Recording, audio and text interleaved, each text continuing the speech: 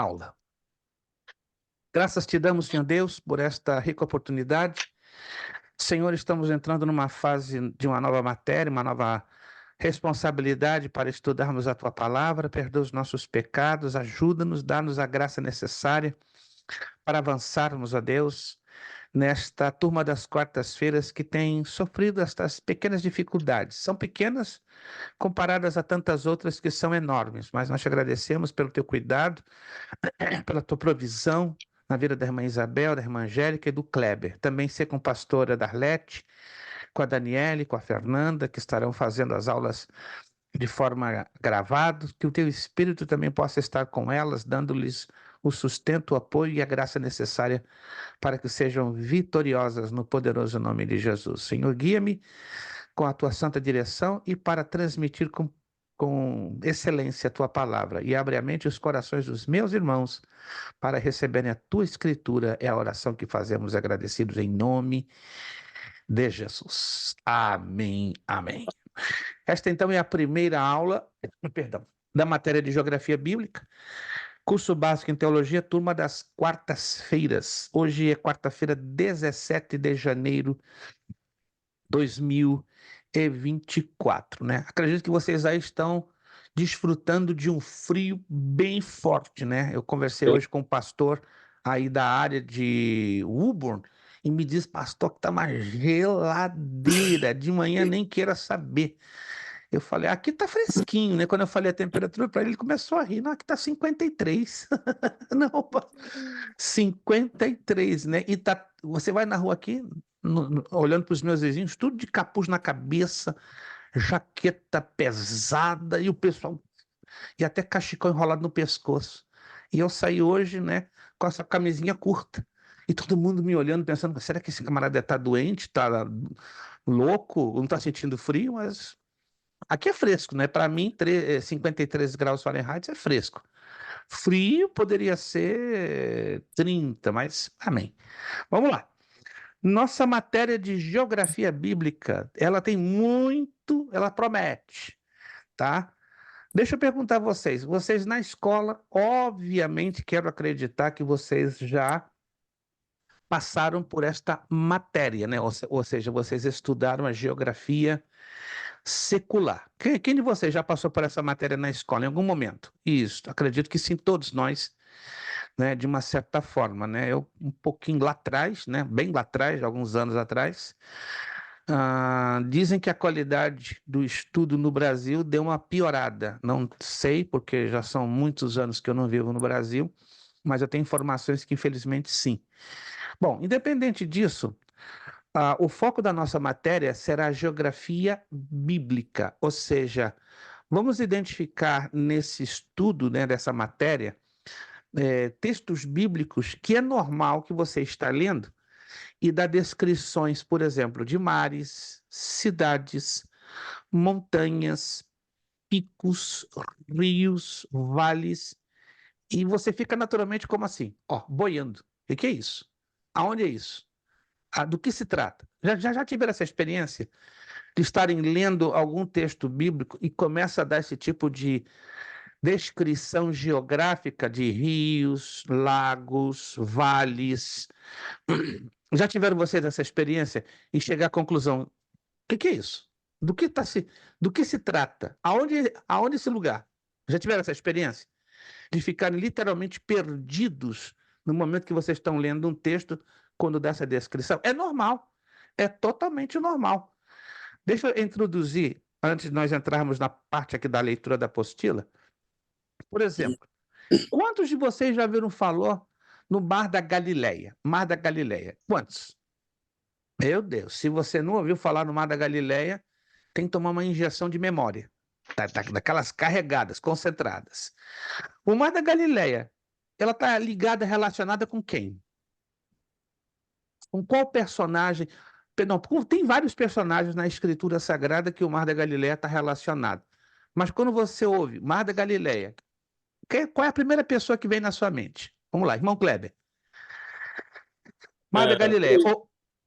Pedro, pescador. Pedro, pescador. Pedro, perfeito, excelente. Irmã Angélica, quando a irmã ouve falar Mar da Galileia, qual é a primeira pessoa, que vem na sua mente, ou fato, né? Também pode estar ligado com algum fato, algum acontecimento. Mas Tiberites, que é o mesmo, só isso. Como? Tiberites, que é o mesmo, né? Isso, mas agora eu me refiro pessoa ou acontecimento que vem à sua mente quando a senhora ouve falar do Mar da Galileia. Que pessoa vem na sua mente ou que acontecimento vem na sua mente? Não consegue ter em mente? Não. Eu sabe o que eu tô lembrando? Daquela música assim, Galileu, Jesus do Fernandinho. Não acredito. Ei, meu Deus. Será? Sério, pastor. Sabe que Tô você conhece percebendo a que essa música? classe ficou reduzida em 3 para ser um negócio mais íntimo, né? Que coisa séria, mas amém. A gente acredita que a gente vai ter uns momentos de descontração bem grande. Mas, Isabel, na sua mente, quando a senhora ouve Mar da Galileia, qual é a primeira pessoa ou acontecimento que vem na sua mente? Eu lembro de Jesus andando sobre as águas. Olha só que lembrança tremenda. Jesus caminhando sobre as águas. Agora, outra perguntinha. Quantos de vocês sabiam que os 4 evangelhos apresentam o Mar da Galileia sob 4 nomes diferentes? Alguém de vocês sabia disso? Eu sabia, pastor. Interessante. O Mar da Galileia é o mais conhecido, mas quando você vai folheando os 4 evangelhos, Mateus, Marcos, Lucas e João, você tem a literal impressão que você está lendo outra coisa, porque fala de lago ou mar de Tiberíades. Olha só, lago de Genezaré e lago de Quinineret. Já ouviram falar desses outros nomes? Sim ou não? Já. Já. Mas está tudo ligado a um só. Mar da Galileia. Mas por que 4 nomes diferentes? Porque está se referindo à cultura e à história do norte de Israel. Porque o norte de Israel é uma região daquela parte totalmente diferente. Tem uma cultura diferente. Tem até um dialeto diferente. Ué, na Galileia, então, não se fala apenas o hebraico? Não. Basicamente, se fala o aramaico. Se fala assim, ou se falava o hebraico, mas 90% da população da Galileia falava o aramaico. Isso, como você descobre isso? Nas entrelinhas dos textos dos evangelhos e também quando você estuda a história geral da nação de Israel. Isso aqui é só um exemplo, tá? Por exemplo, outro exemplo, para a gente introduzir bem essa matéria. Qual o local aonde Deus entrega a Moisés os 10 mandamentos? Lembram? Já leram isso na Bíblia? Acredito que sim. Qual o local? Teve um local específico, um local até bastante emblemático, chamativo, né? Que causou medo, temor, muita reverência do povo de Israel. Qual foi o local que Deus entrega a Moisés os 10 mandamentos? Lembram-se? Monte Sinai? Monte Sinai. Mas vocês sabiam que o Monte Sinai também tem outro nome na Bíblia? Pouca gente sabe, né? Horebe. Monte Horebe. Quando você lê Horebe, é a mesma coisa que o Sinai. Horeb é o que Abraão sacrificou Isaac? Lindo o sacrifício de Isaac. Não, esse foi o Moriá. Moriá, Esse né? foi o Moriá. Então, quando você lê na Bíblia sobre o Monte Horebe, é o mesmo Monte Sinai. Que coisa curiosa. Para terminar o joguinho de perguntas, porque a gente vai fazer muita pergunta no transcurso dessa matéria. O local aonde a Bíblia diz que Deus levou a Moisés e ali ele morreu. Vamos lá. Vocês se lembram? Que Deus levou Moisés a um determinado lugar. Aí daquele lugar ele disse, ó, olha para frente. O que tu tá vendo? Essa é a terra prometida. Nela tu não entrarás, porque aqui tu morrerás. Alguém se lembra? Qual o local que Deus levou Moisés, lá de cima, né, já é um local alto. Ele recebeu a orientação de Deus de olhar para frente e ele viu toda a terra prometida, toda Canaã. Na Bíblia tem um nome. Qual é esse nome? Aonde Deus levou Moisés lá em cima e de lá ele viu a terra prometida e lá morreu. Passou a mínima ideia, pastor. Nebo, Monte Nebo. Só que a Bíblia chama também de Monte Pisga. Isso. Quando você lê Nebo e Pisga, é o mesmo local, mas é uma questão da cultura da região e o tempo, que numa certa ocasião, um certo tempo, foi chamado de Nebo, e depois foi chamado de Pisga e vice-versa. Vamos então introduzir lá na nossa apostila, na página 1, na introdução. O estudo bíblico cresceu enormemente nas últimas décadas, à medida que se vai entrando no mundo da Bíblia. Sente-se a necessidade de conhecer melhor o contexto em que ela nasceu e se formou. Foi-se o tempo que interpretávamos a palavra de Deus longe de seu contexto verdadeiro. Hoje queremos conhecer a Bíblia dentro do seu real e verdadeiro significado, sem interpretá-la com as nossas próprias ou imaginárias revelações. Queremos conhecer a Bíblia de 3.800 anos para vivermos melhor hoje. Ninguém pretende conhecer melhor a palavra de Deus só para acumular conhecimentos. A experiência tem mostrado que o povo de Deus tem na Bíblia o mais forte instrumento para conseguir vida digna, paz, esperança e fraternidade. Justifica-se, portanto, o esforço em descobrir. Preste atenção, nisso aqui é importante, por isso que eu coloquei em letras escuras, né, para ressaltar e chamar sua atenção. Negrito. Portanto, isso, negrito, obrigado, ou bold letters, em inglês. Portanto, o esforço em descobrir o contexto geográfico, histórico, político e social. Então, procure ter isso em mente, que é importante. Cada descrição geográfica, ou seja, que envolve lugares na Bíblia, você tem que batalhar para entender ou estudar o seu contexto geográfico, que seja da localização, histórico, político e social, em que a palavra de Deus nasceu a fim de que possa iluminar e fortalecer a caminhada hoje. Você vai me perguntar, qual é a vantagem que eu tenho como cristão estudar a geografia bíblica? Resposta: estarei interpretando melhor e corretamente a palavra de Deus. Eu vejo pregadores, celebridade, né, que tem 3 milhões de seguidores nas redes sociais. Eu conheço 2, eu tenho uma sincera admiração por eles. Ninguém é perfeito, é óbvio, ninguém é completo. Mas esses 2 têm firmeza na palavra. Pensa em 2 homens que são equilibrados doutrinariamente. Agora, os 2, interessantes, são muito conhecidos, não vou mencioná-los os nomes, né, por uma questão de ética e de respeito. Os 2 têm a mesma debilidade, o mesmo calcanhar de Aquiles, o mesmo probleminha. Qual o probleminha que esses 2 têm? Eles não têm uma boa noção de geografia bíblica. Tanto que um consegue jogar as terras bíblicas nas Américas. E as Américas, América do Norte, América Central, América do Sul, estranho isso, né? Elas não eram exploradas ou conhecidas no tempo do Antigo e do Novo Testamento. Existiam, né, como território, como terras, mas não política e geograficamente, elas eram conhecidas. Então eles fazem uma salada, assusta, e o povo dá louvor, e o povo dá glória, aleluia, aleluia, glória. O que esse camarada está fazendo? Ele consegue colocar Abraão na América Central, só para você ter uma ideia. Eu ouvi semana passada ele ministrando uma palavra muito bonita. E ele estava dizendo, Ur dos Caldeus, ali perto da Guatemala. Como é que ele faz isso? Jogar Ur dos Caldeus dentro da Guatemala, querendo dizer que Abraão era latino-americano. Estranho isso, né? E tem muita gente aplaudindo. Isso é absurdo. Você vai encontrar quem ele é nas redes sociais, e em um dos vídeos dele você presta atenção que tem uma doutrinariamente ele é fantástico. Os 2 são fantásticos. Só que o probleminha dos 2 é geografia. E é muito estranho, né?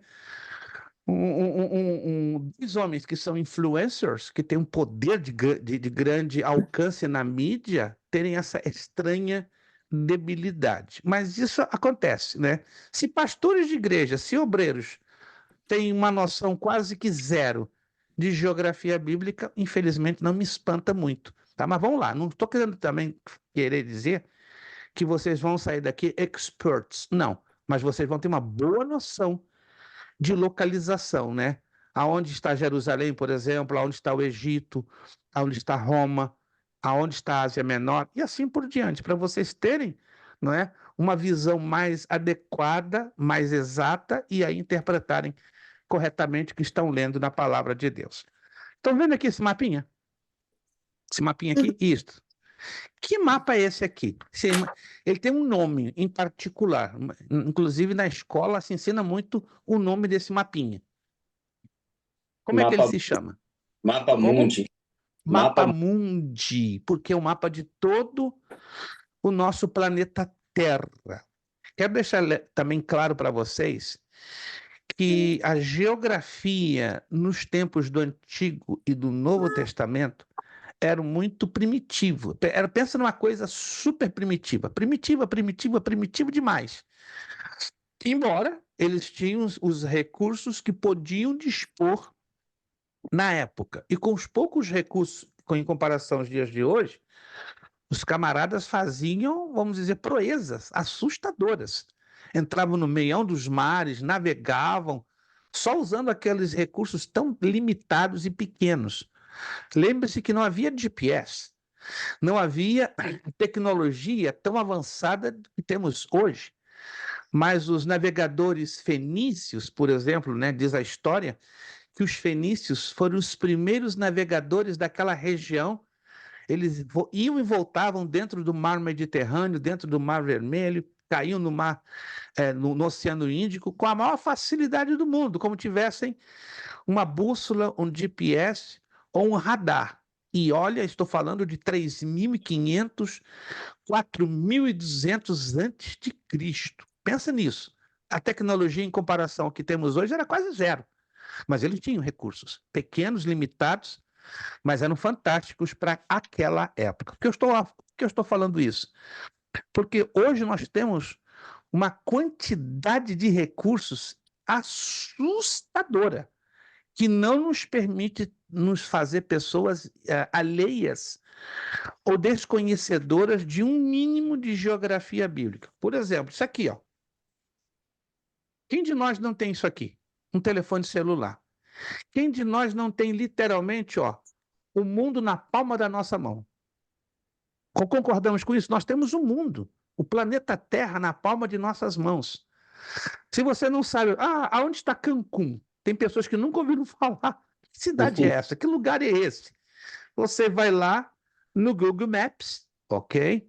Ou dos mapas do Waze, ou qualquer outro, né, da Apple, e você fica impressionado. Em questão de segundos, você tem acesso à cidade de Cancún, as coordenadas geográficas, aonde está Cancún, né, que está no México, junto da península de Yucatán, e assim por diante.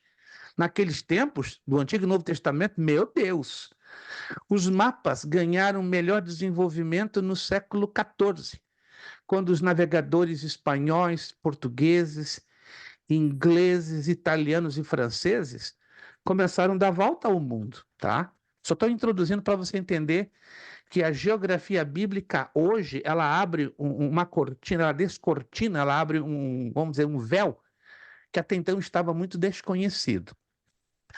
Olhando nesse mapinha, vocês vão ver uma curiosidade. Tem uma coisa que é diferente dentro desse mapa. Vamos lá. Tipo o jogo dos 7 erros, mas não é erro, não. Isso aqui foi colocado de propósito. Tem algo diferente dentro desse mapa. Vamos ver qual de vocês identifica essa situação diferente. Tem um negócio bem diferente aí dentro. Um retângulo vermelho? Isto, perfeito, irmã Isabel. Um retângulo vermelho. Esse retângulo vermelho é a área geográfica exata na qual se deram todos os acontecimentos do Antigo e do Novo Testamento. Observe bem a extensão desse retângulo. Ele envolve praticamente 1/3 da África, em torno de 1/3 do continente europeu, não, um pouquinho mais de 1/3 do continente europeu, e em torno de 25% do continente asiático. Então, a história bíblica, ela acontece em 3 continentes: Europa, África e Ásia. Ficam de fora as 3 Américas, concordam? América do Norte, América Central, América do Sul. E ficam de fora grande parte do continente asiático, grande parte do continente africano, europeu, e absolutamente, completamente de fora, a Oceania. Quem não sabe onde está a Oceania, pastor, explica aí que eu estou boiando. A Oceania está aqui, ó. Só para você ter uma ideia. Essa aqui é a Oceania. Essa aqui é a Austrália. Esse pedacinho, essa ilha pequenininha aqui, chama-se Nova Zelândia. E essa outra ilhazinha em cima, pequenininha, da Austrália, chama-se Papua Nova Guiné. Inclusive, depois que sair o meu documento, vai ser o 4º país que eu vou atender um convite, em Papua Nova Guiné. 26 horas de voo daqui de Orlando. Vou direto pela empresa australiana Qantas, né? Provavelmente no ano que vem eu vou estar visitando por uma semana Papua Nova Guiné. Lá se fala o francês e o inglês, né? Vou estar ministrando numa igreja de ingleses e de franceses, né? Nunca na minha vida, né, recebi esse convite semana passada, me encontrar, pastor, queremos lhe convidar a visitar nossa igreja. Pensando que o camarada está falando, eu estava falando um inglês bonito, fluente. Em que parte é aqui dos Estados Unidos? Não, pastor, nós estamos em Papua Nova Guiné. Eu, que isso? E ele estava no fuso horário 14 horas da minha frente. Eu me assustei. Falei, que horas são aí? É tal hora. E era o dia de amanhã, não de hoje. Falei, uau! Eu fiquei bem surpreso. Deus nos surpreende com coisinhas assim interessantes, né? E sempre o meu desejo de conhecer a Austrália, Papua Nova Guiné ou Nova Zelândia. Então vamos começar conhecendo Papua Nova Guiné. Vamos lá. Dentro desse quadradinho vermelho que você viu, então você já sabe que aqui aconteceu toda a narrativa da história bíblica. E aqui lá embaixo na apostila você vai ver, ó, o berço da civilização, como a conhecemos, iniciou na região da Mesopotâmia, entre os rios Tigre e Eufrates. Todos os acontecimentos bíblicos aconteceram ao redor desta região, demarcada no mapa. E é sobre esta região que passaremos a apresentar os mapas dos acontecimentos bíblicos. Já ouviram falar do rio Tigre e do rio Eufrates, concordam? Já ouviram falar?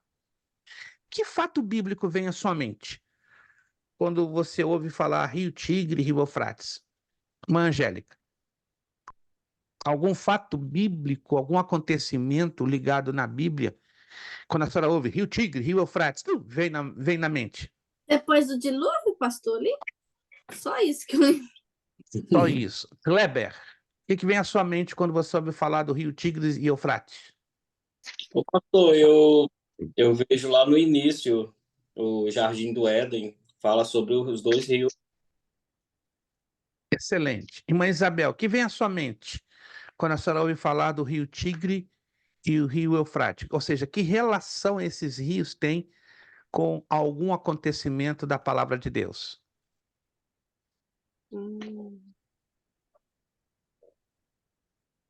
Ou a senhora não tem nada em mente quando ouve falar do rio Tigre e Eu Eufrates? não consigo me lembrar, assim. Não consegue. Perfeito, sem problemas.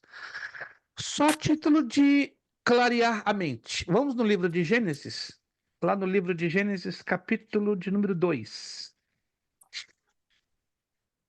aqui é bem interessante.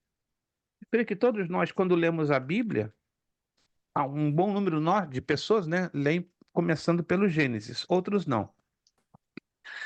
Gênesis capítulo 2. Gênesis capítulo 2, versículo 4 em diante. Eu vou ler um pouquinho extenso, só para vocês terem a visão do contexto. Estas são as origens dos céus e da terra quando foram criados, no dia em que o Senhor Deus fez a terra e os céus. Toda a planta do campo ainda não estava na terra, e toda a erva do campo ainda não brotava, porque ainda o Senhor Deus não tinha feito chover sobre a terra e não havia homem para lavrar a terra. Então aqui temos uma curiosidade bem chamativa. Não sei se você já tinha lido esse texto alguma vez. Em Gênesis 2:5 diz que o homem ainda não estava presente, consequentemente não havia lavrado, não estava ali para trabalhar com a terra. E outro fato que muito nos chama a atenção, até naquela ocasião não havia ainda chovido sobre a terra. E chove pela primeira vez, sabe quando? No dilúvio. Interessante isso. Ou seja, desse acontecimento que está aqui registrado, 568 anos depois é que vai chover sobre a terra. Irmãos, impressionante. Passam-se 568 anos para que então possa chover sobre a terra. Impressionante. A atmosfera da Terra nessa época, ela era muito simples. Não era como nós hoje a conhecemos. Era basicamente constituída de NH4, gás metano. Era praticamente metano, uma quantidade gigantesca de oxigênio, que provavelmente eu e você não conseguiríamos suportar, e um número muito elevado de hidrogênio e xenônio, segundo os cientistas, né? Ou seja, era uma atmosfera muito primitiva, simples, mas muito primitiva e pesada para o homem respirar. Aí alguém descobriu, pesquisando, que quando Deus cria o homem e a mulher colocando no Jardim do Éden, ele faz uma alteração, não é, na química da atmosfera da Terra, para que o homem possa, claro, sobreviver ali, do contrário, ele não conseguiria. Mas aqui, isso aqui é muito chamativo. Olha o versículo Pastor, o 6. senhor acha que quando o homem estava ali no jardim, ele tinha o corpo igual o nosso? 100%. Com a diferença que não tinha umbigo. É uma coisa lógica, né? Poxa, eles não foram gerados na placenta. Isso é uma coisa lógica. Já pensou nisso, Kleber? Adão e Eva não foram gerados na placenta. Já pensou nisso, irmã Isabel? Adão e Eva não foram gerados na placenta como nós normalmente fomos, né? Eles foram criados já adultos. Veja que coisa interessante, que mistério. A nossa cabeça dá várias. Eu, quando era adolescente, eu ficava doidinho pensando em Deus, como é que é isso? Eu tive que nascer na barriga da minha mãe, tive que crescer para chegar onde eu cheguei. Já Apanhar Adão e Eva. muito. Ai, Oi, irmã. Eu tenho que conversar com sua esposa. A senhora é uma filósofa. Agora que eu estou descobrindo o seu talento filosófico. Irmã Angélica, ela é quietinha, mas quando ela pensa e joga essas abordagens, irmão, faz um sentido tremendo. Esse pensamento filosófico. A senhora daria uma excelente filósofa. Vou conversar com sua esposa em particular, a senhora não se ofenda, né?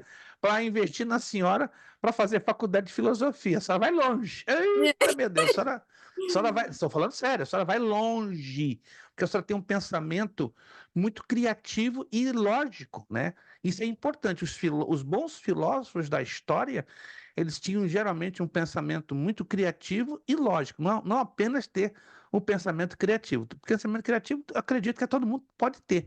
O problema é unir a criatividade com a lógica. Isso chama-se filosofia. E isso aí a senhora tem de sobra, graças a Deus. Eu acredito que o irmão Leandro deve ficar bem entusiasmado quando conversa com essa. Que mulher esperta que Deus colocou do meu lado. Mas amém. Olha outro detalhezinho no versículo 6. Um vapor, porém, subia da terra e regava toda a face da terra. Isso quer dizer, pelo fato que não chovia, um orvalho constantemente subia da face da terra. Isso mantinha a terra umedecida. Os cientistas acreditam que a terra, naquela época, por não ter chovido e por ter esse orvalho, a temperatura constante, veja que maravilha, era de 68 graus Fahrenheit ou 20 graus centígrados. Era fantástico. Nada comparado ao que hoje temos, né, o desequilíbrio. Ok.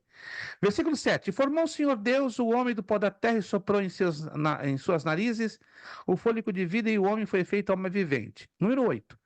Plantou o Senhor Deus um jardim no Éden. Essa aqui é a primeira referência geográfica da Bíblia. No Éden. Interessante.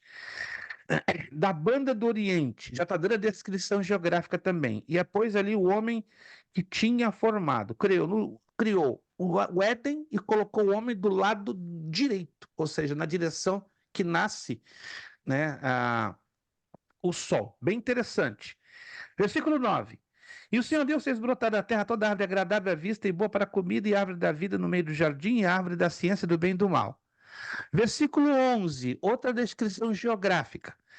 E saía um rio do Éden para regar o jardim, e dali se dividia e se tornava em 4 braços. Olha a linguagem que Moisés usa, né? Porque ele é o autor do livro do Gênesis. Ao invés de ele usar a expressão que nós usamos nos dias de hoje, afluentes, porque essa expressão é técnica, entendam bem, e é moderna, ela começa a ser usada a partir do século XVIII. Até antes do século XVIII, essa palavra afluente não existia. Os geógrafos foram desenvolvendo até que se criou a expressão afluente. Até o século XVI, a expressão mais normal que era usada era braço, né? Um rio tinha quantos braços? 3 braços, 4 braços, 5 braços. O Amazonas, por exemplo, tem dezenas de afluentes ou dezenas de braços. Então vamos ver quais são os braços, esses 4 braços que aqui o livro do Gênesis nos narram. O nome do primeiro é Pison. Olha só, Pison. Este é o que rodeia toda a terra de Havilá, onde há ouro. Então tinha muito ouro naquela região, muito ouro. Versículo 12. E o ouro dessa terra é bom, e ali é o bdélio, o outro metal impressionantemente caro e importante, e a pedra sardônica. E o nome do segundo rio é Guion, este o que rodeia toda a terra de Cuxi. Olha que interessante, não sei se aí na sua Bíblia tem essa tradução, na minha aqui diz Cuxi. Cuxi é a atual Etiópia, para quem não sabe, né? Cuxi hoje é a atual Etiópia.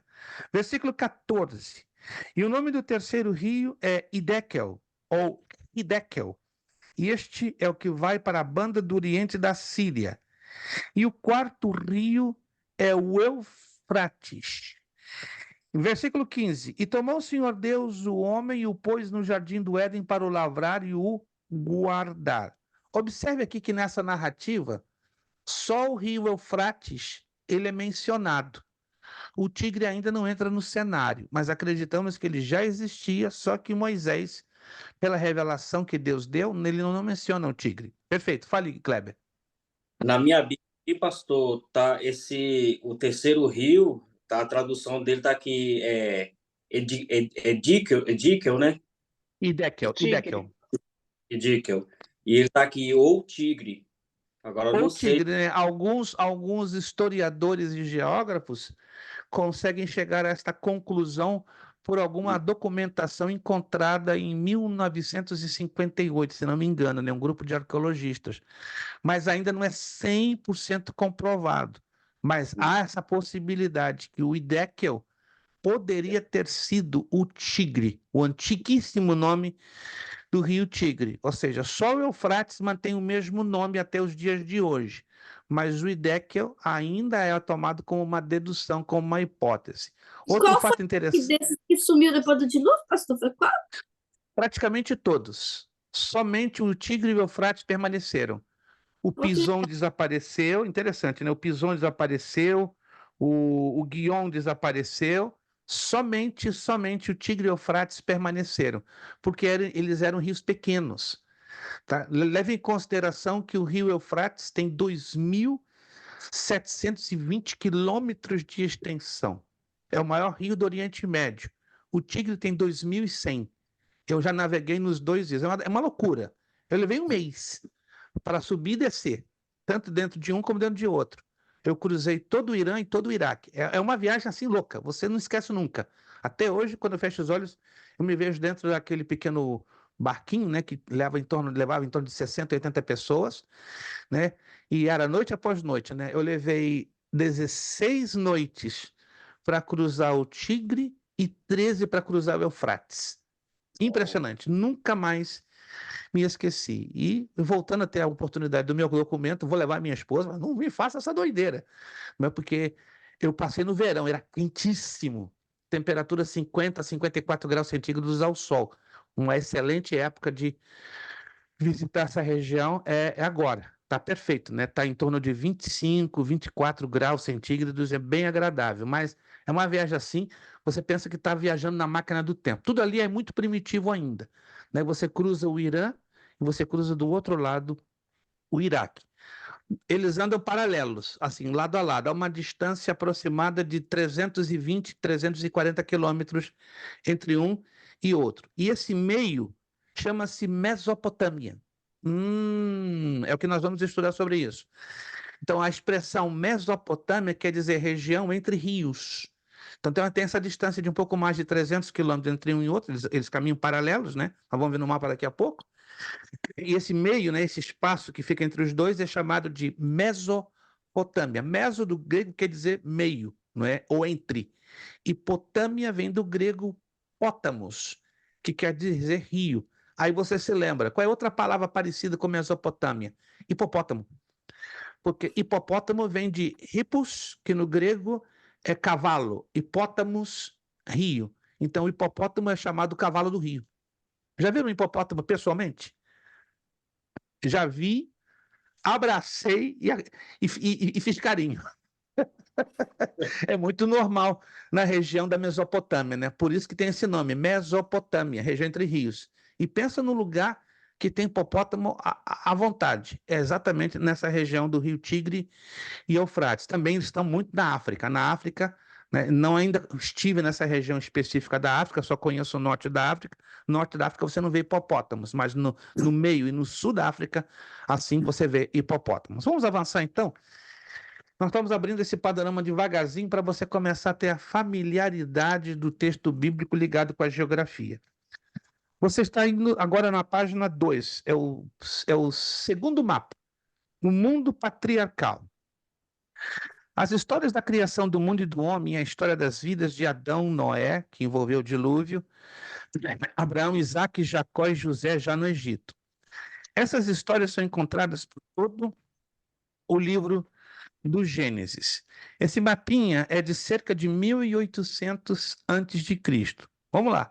Vocês conseguem localizar o rio Tigre e Eufrates? Está um pouquinho pequenininho, mas dá para enxergar. Vamos lá. Quem conseguiu localizar os dois rios? Eles estão lado a lado. Eu vi aqui, pastor. Conseguiu ver os dois? O rio, o Tigre e Eufrates? Conseguiu, Kleber? Encontrar os dois juntinhos? Estão aí lado a lado. Aqui, ó, vou mostrar a marcação aqui, ó. Isso, eles caminham quase na mesma direção. Achei. Com uma Aqui, ó. pequena diferença, né? Chega no ponto que eles se abrem, eles fazem isso. Mas tem um ponto que eles caminham quase que lado a lado. Irmã Isabel, conseguiu localizar os dois? Consegui. Isto. No meio deles, vocês vão encontrar várias cidades de grande importância dentro da narrativa bíblica. Vamos começar lá de baixo, bem lá de baixo. Pega então o iniciozinho desses dois rios, aí vocês vão ver uma primeira cidade. Ela está lá embaixo. E o nome é pequenininho, só de 2 letras. Ur, Lembra quem? Lembra a quem? Abraão, Ur dos Abraão. Caldeus. Foi daí que... Exatamente, foi daí que Abraão saiu. Dos caldeus, que a região que ele viveu chamava-se Suméria Caldeia. Então você está vendo aí a Suméria e a Caldeia. Subindo um pouquinho o rio Eufrates, não o Tigre, acompanha lá o mapa. Subindo um pouquinho o Eufrates, vocês vão encontrar uma outra cidade de grandíssima importância na história bíblica. Qual seria essa cidade? Subindo o Eufrates. Babilônia. Aí começa o Império Babilônico, aí começa toda a idolatria que dominou o planeta Terra até os dias de hoje. Aí a Torre de Babel foi construída. Agora, indo para o outro lado, o lado oposto, o lado do rio Tigre, vai subindo devagarzinho. Aí tem uma cidade, e também ela tem um papel muito importante na história da Bíblia. Inclusive, ela envolveu um profeta, cabeçudo, teimoso, não é? Pirracento, vou dizer essa expressão. Jonas. E qual é essa cidade a quem estou me referindo? Nínive. Então aí você vê Nínive. Então tem outras cidades, né? Como Assur, Murá, Arã, várias. Mas estas na área da Mesopotâmia são as 3 mais importantes. Então o mundo patriarcal, ou seja, que envolveu a história de Abraão, Isaque, Jacó e José, envolveu toda esta região que você está aí observando. E o Egito está do lado esquerdo. Encontrarem no mapa o Egito do lado esquerdo? Está bem do lado esquerdo desse mapa. Aí vocês vão ver o rio, que é considerado o maior rio do planeta Terra em extensão, não em volume d'água. Em volume d'água, o maior rio em volume d'água é definitivamente o Amazonas. Mas em extensão, aí está o nome do maior rio do planeta Terra. Qual é esse rio? Está aí, nesse mapinha do Egito. E o Nilo?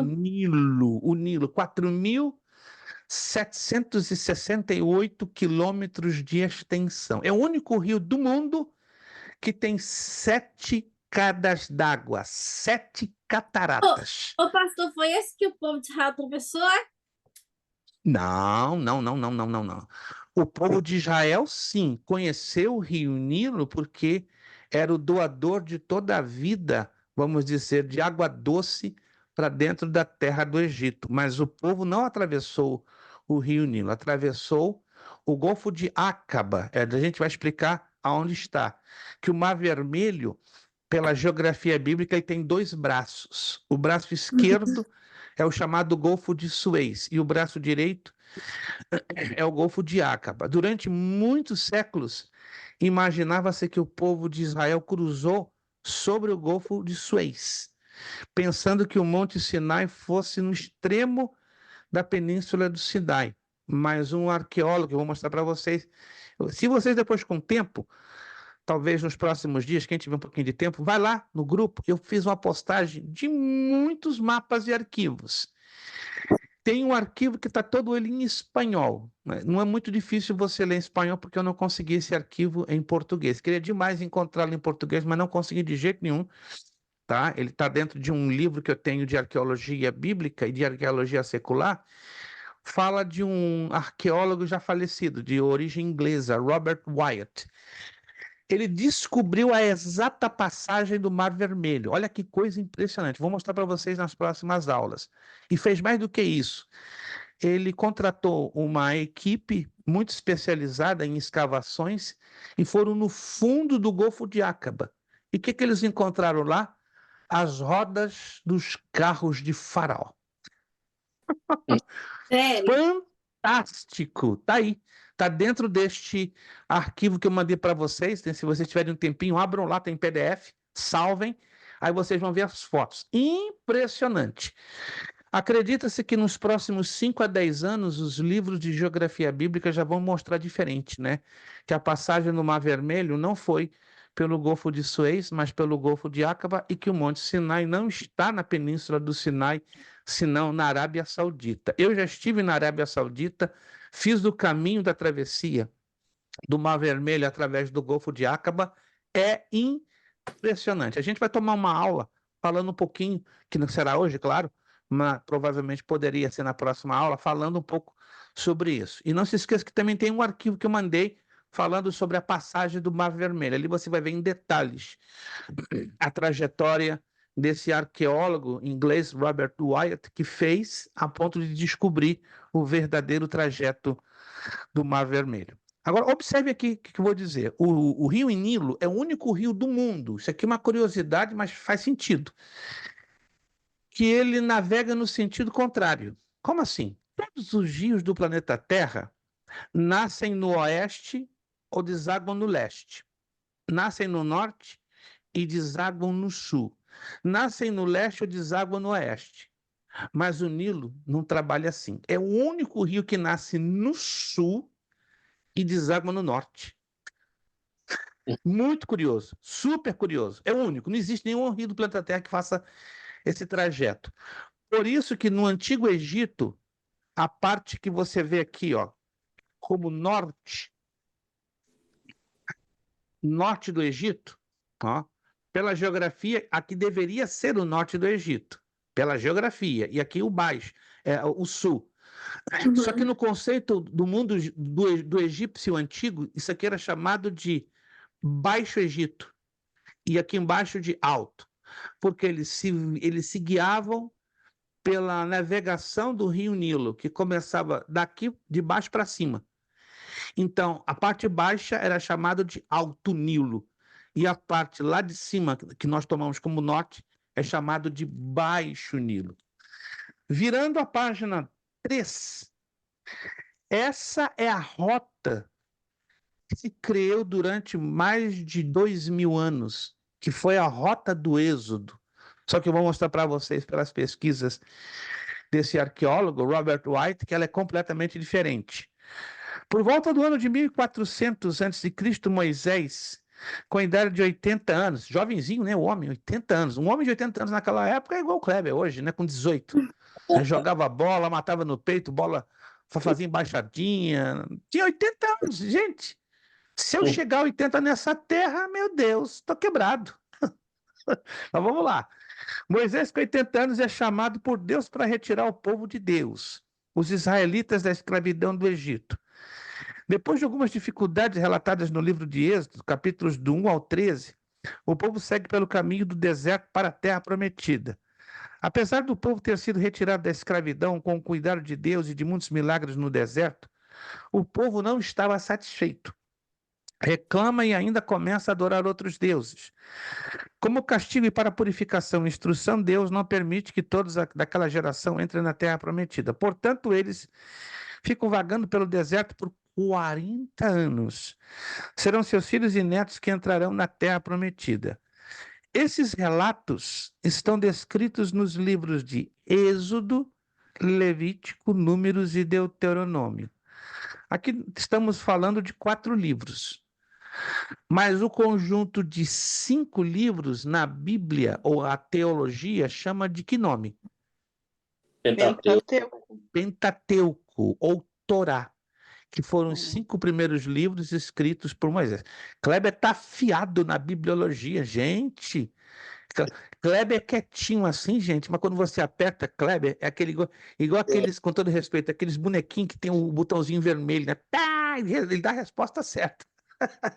Não, Kleber é inteligente, Kleber é preparado, ele é quietinho, mas se você sacode o Kleber assim, ó, com carinho, vai sair um monte de coisa boa para a glória do Senhor. Mas vamos lá.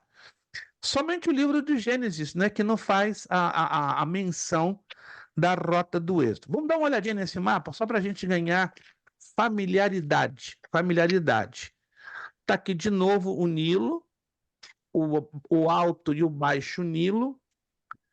Aqui em cima, vocês estão vendo que o rio Nilo ele se abre em um braço grande, no formato de um triângulo invertido. Estão observando no mapinha? É exatamente um triângulo de cabeça para baixo, um triângulo invertido. Na geografia, esse fenômeno, ou seja, esse encontro do Nilo que se abre em 2 braços ou 2 afluentes, ele é chamado de delta do Nilo. Por que delta? Porque a letra grega delta, com o som da nossa letra D latina, é o desenho de um triângulo, exatamente de um triângulo. Não sei se vocês já ouviram falar disso, né? Que a letra delta, que é do alfabeto grego, ela é o desenho exato de um triângulo. E por isso que essa região do Egito, por causa dessa abertura do Nilo, nesse formato triangular, embora de cabeça para baixo, é chamado de delta do Nilo. E anote aqui porque não está na apostila isso.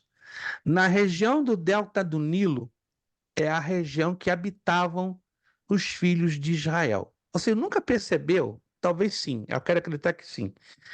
Que quando você leu sobre as pragas, as 10 pragas que Deus mandou sobre o Egito, quem de vocês já leu essa narrativa no livro do Êxodo?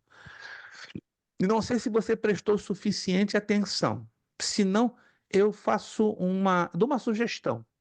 Tire um tempinho nessa semana e leia toda a narrativa das 10 pragas que Deus enviou sobre o Egito. Você vai descobrir algo que talvez nunca percebeu. É normal. Uma coisa é você ler e outra coisa é você ler observando os detalhes. E eu acredito que vocês já leram várias vezes, mas o que eu vou falar agora vocês não observaram um detalhe. Todas as vezes que Deus enviava as pragas sobre o Egito, preste atenção, isso aqui é interessantíssimo. A maioria de nós não prestamos atenção nesse detalhe. Em nenhum lugar das narrativas, você vai perceber que o povo de Israel estava sendo afetado pelas pragas. Alguém já percebeu isso? Quando caía a praga do granizo, quem era afetado? Os egípcios. Quando veio a praga das moscas, quem era afetado? Os egípcios. Quando veio a praga das trevas, quem foram afetados? Os egípcios. Em nenhum momento da narrativa bíblica você vai ler os egípcios e os hebreus foram afetados. Impressionante. Alguém percebeu isso? Eles não eram afetados. Tanto que a Bíblia diz que o faraó mandava o povo ir lá para ver. Aí está. Então a senhora observou isso. Mas qual é o segredo? Peraí. Se o povo de Israel estava misturado com os egípcios, então eles não estavam espalhados, eles estavam então concentrados em uma região. E exatamente eles estavam aqui, ó. Os israelitas, todos os 3.600.000 israelitas estavam nesta área do delta do Nilo, que é chamada de Terra de Goshen, ou de Gósen. Todas as pragas vinham com força, arrebentava com o Egito inteiro, menos a terra de Gósen. Por quê? Porque estavam ali os hebreus. Olha só, o nosso Deus, ele faz separação entre o justo e o injusto. Que coisa, a gente aprende muito com isso. Quer dizer o seguinte, pode esse planeta, antes do arrebatamento da igreja, ficar de cabeça para baixo. Mas onde tiver a casa, um local onde mora um justo, ali não vai alcançar as pragas. Isso é uma coisa que me conforta muito, irmãos. A gente estudando a escatologia, a gente está observando que esse mundo, ainda antes do arrebatamento da igreja e da tribulação, vai ser, sacudido e abalado. Mas sabe o que me conforta? Lá o livro do profeta Malaquias diz, então naquele dia se fará a diferença entre o justo e o injusto. O que serve e não serve a Deus.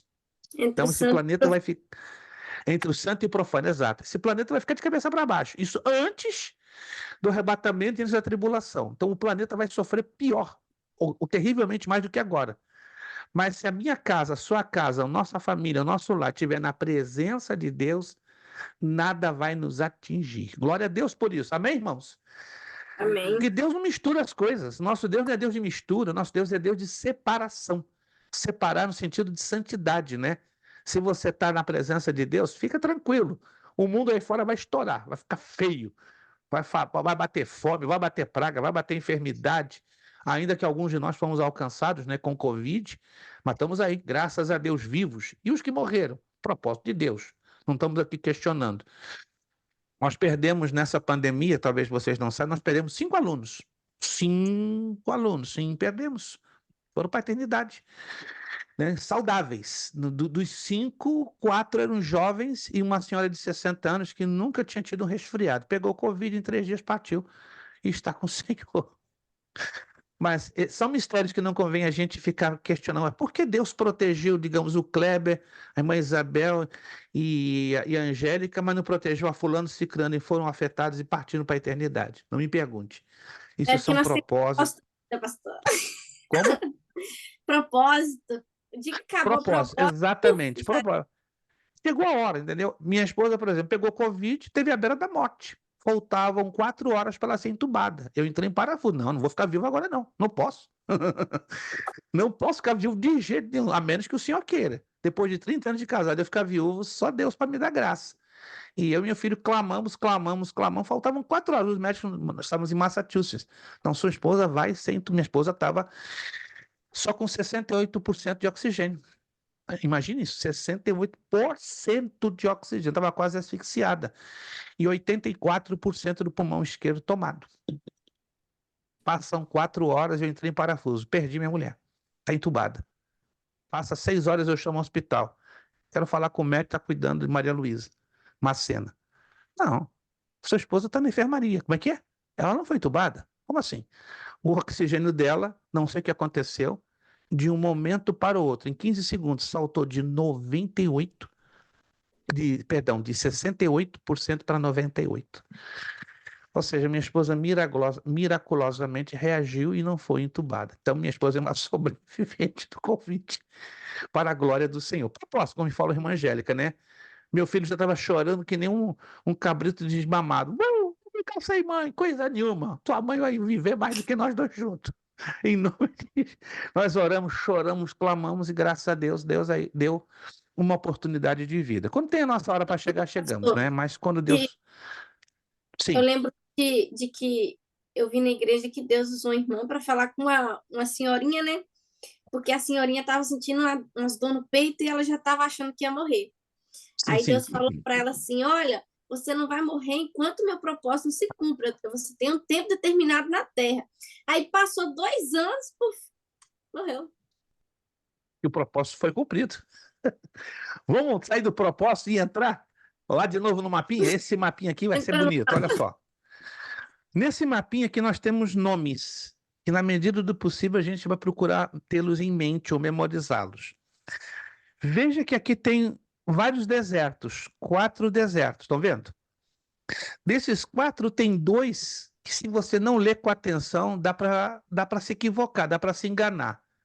Quais seriam esses 2 desertos aí que se você não observar com atenção, dá para se enganar, dá para se confundir? Quais seriam esses 2? O sim e o zim. Deserto de Zin e Sim. Isso, sim e E zim. Zin. Tem que ter muito cuidado. O deserto de Sim está lá embaixo, no extremo da península do Sinai, né? Tem esse formato triangular com um biquinho para baixo. E o do Zin está lá em cima, onde está a cidade de Cádiz Barneia. Perfeito. E essa é a rota antiga, né? Ou a rota suposta que se creu que foi o Êxodo, mas não é a verdadeira. É a que tem que a qual tem sido muito crida ao longo da história. Quando você lê a narrativa bíblica, você conclui que não convém, não corresponde à realidade. Ok, se você observar aqui nesse mapa, olha só. Esse é um braço do Mar Vermelho. Ó, deixa eu ver aqui isto. Este é um braço do Mar Vermelho. Este é um braço do Mar Vermelho, é o braço esquerdo, chamado Golfo de Suez. Esse aqui é o braço direito do Mar Vermelho, chamado Golfo de Áqaba. Então, no passado, tudo isso aqui, como até hoje, era chamado de Mar Vermelho. Hoje a gente sabe que o Mar Vermelho ele é dividido em 2 setores. O setor esquerdo, Golfo de Suez. O setor direito, o Golfo de Áqaba. O povo de Israel supostamente tinha cruzado uma parte lá em cima do Golfo de Suez, que participa do Mar Vermelho. Mas, como já falei, esse arqueólogo inglês já falecido descobriu que a nação de Israel não passou aqui, senão aqui. O Monte Sinai se acreditava ter sido aqui, ó, aqui. Então, todas as visitas, as caravanas que são feitas naquela região, todo mundo bate aqui, acreditando que é aqui. Interessante isso aqui, né? Mas, na verdade, o verdadeiro Monte Sinai está aqui.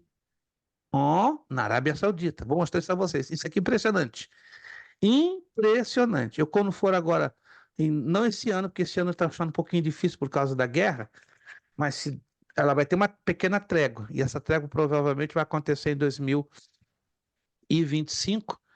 E eu já estou planejando levar um grupo da escola, né? Eu já tenho pelo menos 32 alunos com papel, com documento. Eu já estou organizando assim. São alunos que se colocaram à disposição. Não, pastor, eu quero ir com o senhor. Eu quero fazer uma caravana nas Terras Santas, pelo menos Israel, Jordânia e Arábia Saudita. 2 semanas. Aí nós vamos fazer, aí Egito. E nós vamos fazer a rota do Êxodo, não pelo Golfo de Suez, mas pelo Golfo de Áqaba. E não vou levá-los ao que se crê hoje, o Monte Sinai, que é uma montanha de 2.380 metros, mas eu vou levar lá no Golfo de Áqaba, que é uma montanha de 1.620 metros, um pouquinho mais baixa. Esse é o verdadeiro Monte Sinai. Mas esse é um assunto que eu vou tratar lá na frente, né? E quem sabe até lá, alguns de vocês já têm o documento, se já não tem, né? Se não tem, estourando para que vocês... Deus vai dar, se não tem, Deus vai dar para nós. Eu estou crendo, né? Que chegando a 2025, Jesus vai surpreender vocês que ainda não têm documento, né? Semana passada, bem rapidinho para a gente prosseguir, eu quase desmaiei, tanto de chorar. Semana foi o quê? Da semana passada. Um casal que conhecemos há 23 anos em Massachusetts, ele entrou pelo México 4 vezes, foi deportado 4 vezes. Ela entrou 2 vezes, foi deportada 2 vezes. Chances zero. Zero. Sabe o que é zero? De receber qualquer tipo de legalização. Receberam pelo correio e não sabe até hoje o que aconteceu. Os 2 receberam pelo correio os seus green cards. Consegue explicar isso? Fizeram uma chamada de vídeo, mostraram, pastor, está aqui. Eu não acredito. Eu conheço ele já há anos. Pastor, está aqui.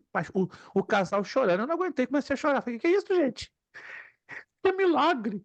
Nós não tínhamos e nenhum advogado já queria tomar conta do caso deles. Já tinham passado na mão de 14 advogados. Causa perdida. É para o homem perdida, mas para Deus não é, irmãos. Aleluia! Se você crê que a tua causa está perdida, cuidado. Cuidado, Deus vai te surpreender. Ei, gente, não sei para que eu estou falando aqui, não. Quem sabe vai chegar, ou esse ano, no ano que vem, você vai ter o teu documento e aí a gente vai fazer essa viagem bonita para a glória do Senhor. Aí você vai ficar fascinado com aquela região que, Pastor.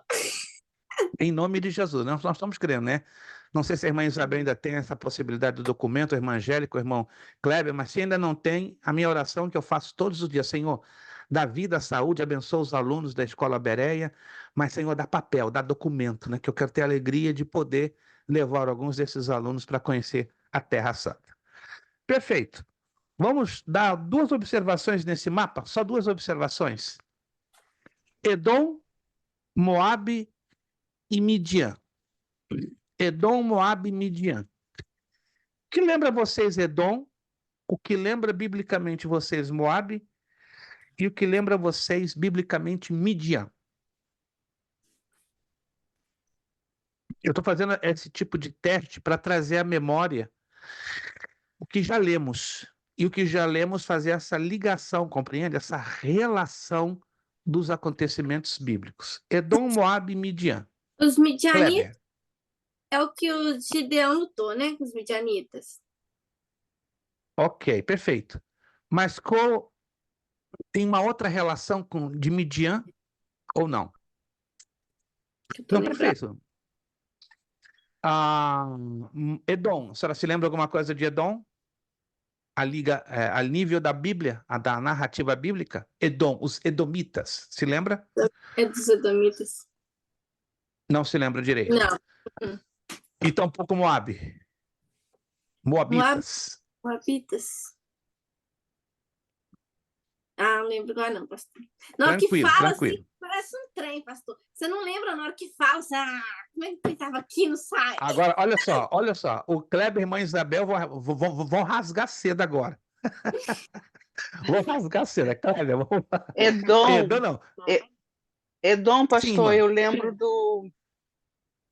de Esaú, o irmão de Jacó, Excelente, excelente. Isto, continue. A senhora está na preparando o inspiração. guisado, né? Isto, ô, irmã Isabel, a senhora vai para a cama hoje com um sorriso no coração, né? Se é o que o coração pode sorrir, vou lhe dar 50 pontos por essa lembrança fatal. Não, eu não posso deixar a irmã Isabel assim, pelo amor de Deus. Ela tem que ir para cá e dizer, não, ganhei hoje de graça, né? De graça dastes, de graça recebeste. Irmã Isabel, já contempla a irmã Isabel com 50 pontinhos, exatamente. O guisado que Jacó deu para o seu irmão Esaú para comprar a sua primogenitura.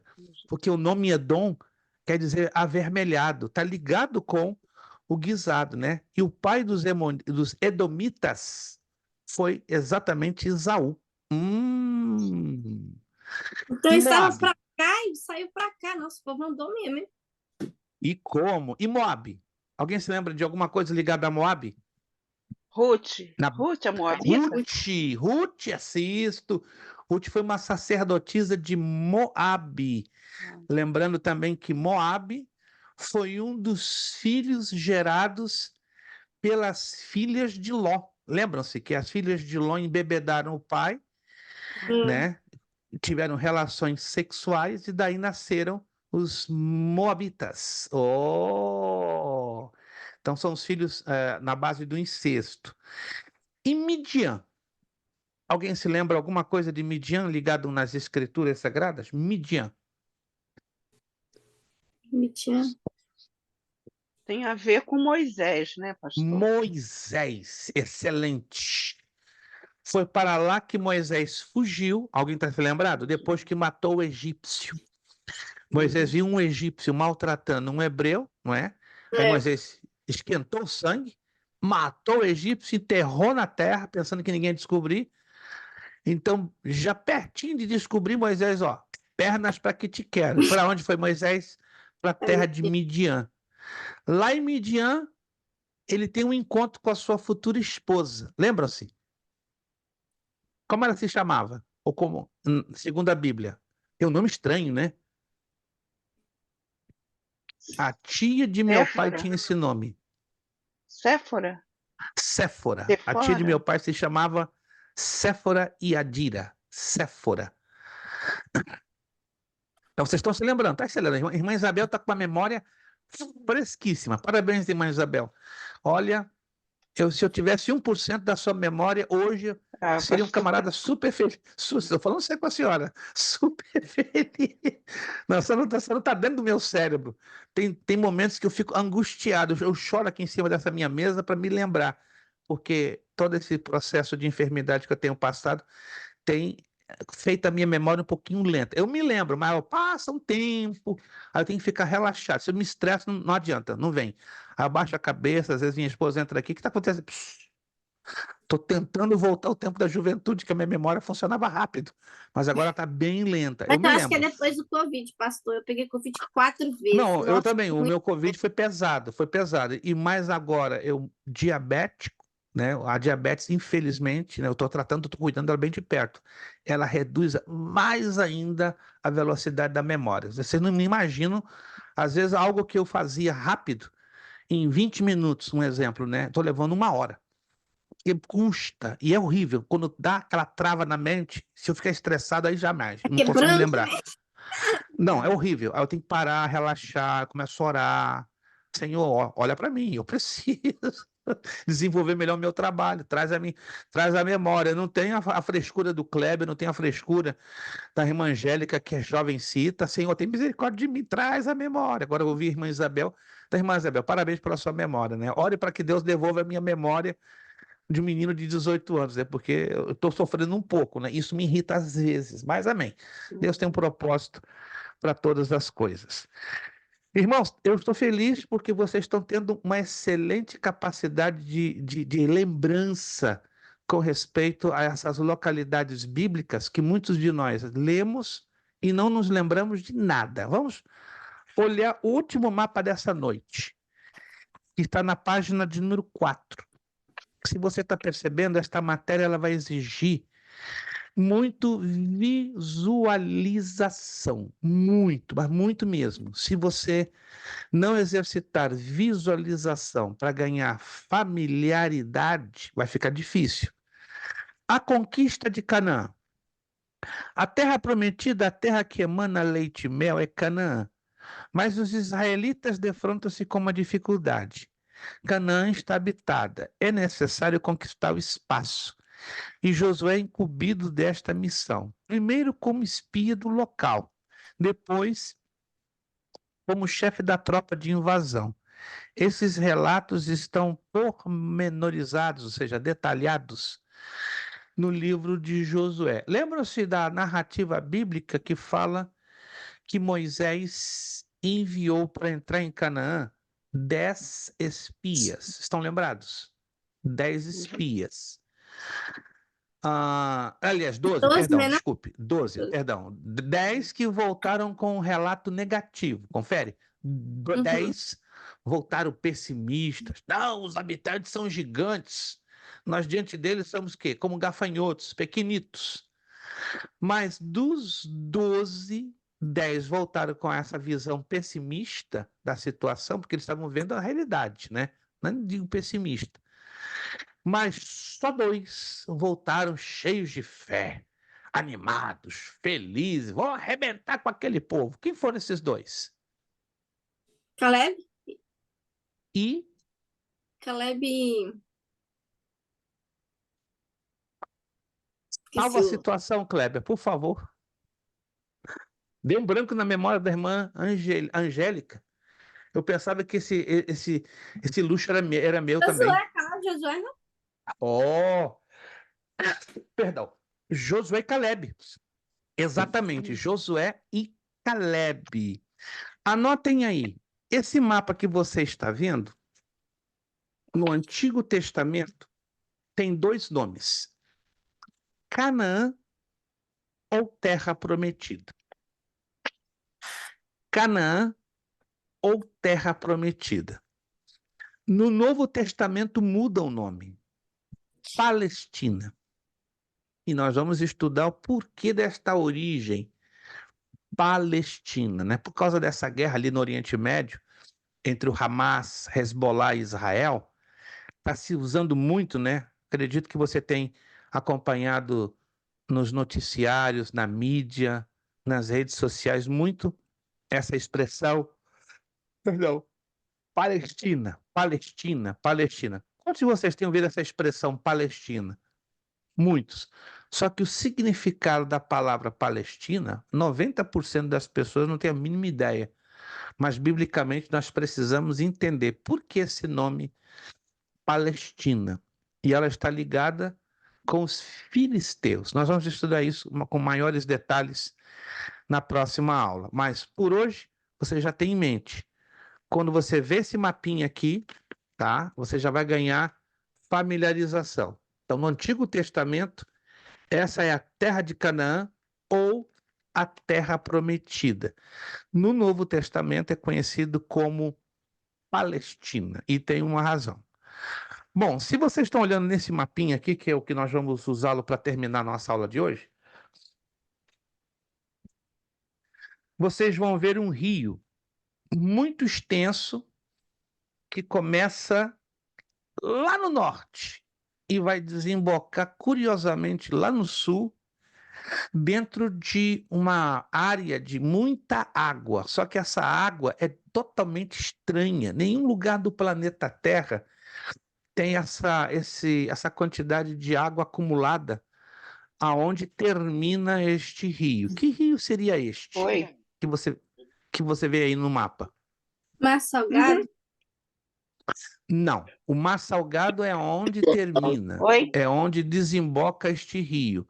Não, Mas quero como não. se chama esse rio? Rio Jordão. Jordão. Rio. Ele nasce lá em cima, estão vendo? Lá em cima, Uhum. nas montanhas do Monte Hermon. Ele tem aproximadamente 870 quilômetros de extensão e nasce a 1.260 metros acima do nível do mar. Então ele vai descendo, descendo, descendo, descendo, descendo, até cai dentro do Mar Salgado. Na Bíblia você vai encontrar várias vezes a menção Mar Salgado, mas hoje não tem esse nome de Mar Salgado. Qual é o nome atual deste mar? Vocês têm ideia? Mar Mar Morto? Mar Morto. Morto, exatamente, Mar Morto. E por que esse nome? Porque é o maior depositário de água salgada do planeta Terra inteiro. Você joga um gordinho lá de 400 libras, ele boia e fica feliz. Né? Os gordinhos lá se fazem. Oxi. Tem que ver lá no YouTube, né, uma reportagem sobre o Rio Jordão, né? Só dá gordinho sorrindo, porque é o único lugar do mundo que eles não vão jamais morrerem afogados. Nem você, que não é gordinho, se for lá jogar com cabeça e tudo, você vai boiar sem querer, porque é tão salgada a água, tão salgada. O problema é quando você sai de lá, né? Sua pele fica ressecada demais. Só para você ter uma ideia, a quantidade que há de sal no Mar Morto corresponde a um tanque gigantesco de 2 milhões de centímetros cúbicos cheios de 12.500 toneladas de sal. Imagina 12.500 toneladas de sal enchendo uma porção grandíssima de água, que na verdade é que a geografia chama de mar, mas aqui é um lago, não é? Mar seria uma extensão aberta, mas a geografia, ela convencionou dar certos nomes de algumas localidades como mares. Perfeito. Temos aqui o Rio Jordão, temos lá em cima o Mar da Galileia, estão vendo? Só que com um nome bem antigo, Mar de Quinineret, ou Lago de Quinineret. Aí nós temos várias localizações. Se você observar com atenção, neste mapa você vai ver desenhinhos, tipo um acento circunflexo, estão vendo? São desenhos parecidos com acento circunflexo, tipo tenda. Sabe o que significa isso? Montanhas, ou montes, ou picos. Isso é importante você entender esses desenhos. Do lado esquerdo, lá em cima do mapa, tem um monte de grande importância que marcou um episódio da história bíblica. Qual seria esse monte? Está lá no mapa, na parte de cima, do lado esquerdo. Carmelo? Carmelo. Que lembra você na Bíblia o Monte Carmelo? Elias. Elias. Foi o local onde Elias desafiou os 400 profetas de Baal e os 450 do poste ídolo, ou também conhecido como Acera. Perfeito. Depois tem, descendo o Rio Jordão, tem duas cidades lá embaixo, já quase entrando no Mar Salgado. Tem duas cidadezinhas quase que coladas. Uma delas foi o local onde Josué teve uma das mais importantes vitórias da sua campanha militar de conquista da terra de Canaã. Qual seria essa cidade? Está lá embaixo. Jericó. Jericó, com a queda das muralhas de Jericó. Nesse mesmo mapa, nessa direção sul, nós temos uma cidadezinha pequena, que também Josué, travando uma batalha, ocorreu uma ação sobrenatural de Deus, como também foi a ação de Deus, a queda da cidade de Jericó e suas muralhas, mas essa cidadezinha também foi um local de uma batalha pesada que ela não se resolvia. E aí Josué deu um brado, gritou, e Deus fez um milagre quase que parecido com a questão das muralhas de Jericó. Essa cidadezinha está aí, ó, lá embaixo do lado esquerdo. Alguém se Gilgal. lembra da... Não. Foi um evento sobrenatural. O sol parou e a lua se deteu. Exatamente. No Vale de Aijalon, tá aí a cidadezinha. Viram a cidadezinha de Aijalon. Aijalon? Isso. Do outro lado, tá? E de Gibeá ou Gibeão. Giboá ou Gibeão. Então foi exatamente entre Aijalon e Giboá ou Gibeão que o sol parou e a lua se deteve. Mas essa é a linguagem que Moisés usa. Mas pelas leis da física, o sol não parou e nem a lua se deteve. Pelas leis da física, o que aconteceu? A Terra parou de rodar. Que loucura, gente! Deus pegou o globo terráqueo e disparou tudo.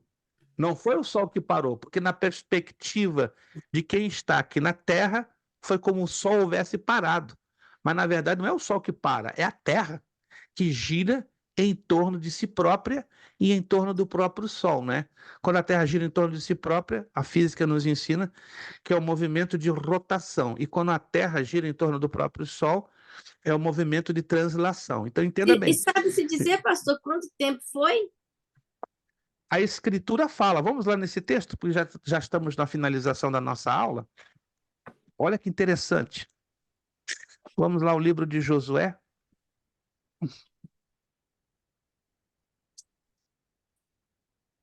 Se não me engano, é o capítulo 6 ou 7.